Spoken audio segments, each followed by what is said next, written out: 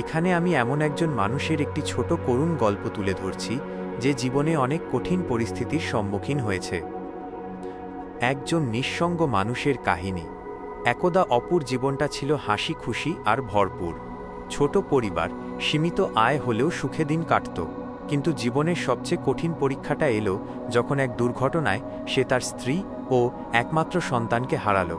মুহূর্তের মধ্যে অপুর পৃথিবীটা যেন শূন্য হয়ে গেল। শোকে পাথর হয়ে অপু সব কিছু থেকে নিজেকে গুটিয়ে নিল।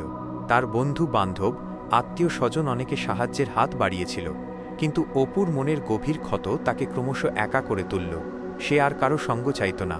পুরনো স্মৃতিগুলো তাকে প্রতিনিয়ত তাড়া করত, আর চার দেয়ালের মধ্যে তার নিঃসঙ্গতা আরও গভীর হতে থাকল।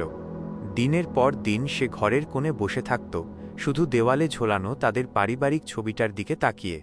জীবন ধারণের জন্য প্রয়োজনীয় কাজটুকু ছাড়া আর কোনো কাজে তার মন বসত না। তার এক সময়ের উজ্জ্বল চোখগুলো এখন কেবল বিষাদ আর শুষ্কতা নিয়ে চেয়ে থাকে। অপু এখন একজন জীবন্ত লাশ, যে শুধু অতীতকে আঁকড়ে ধরে বেঁচে আছে। মানুষের ভিড়েও সে নিঃসঙ্গ, কারণ তার ভেতরের পৃথিবীটা সম্পূর্ণ ভেঙে চুরমার হয়ে গেছে। সে জানে না এই কষ্টের শেষ কোথায়, কিন্তু বেঁচে থাকা ছাড়া তার আর কোনো উপায় নেই।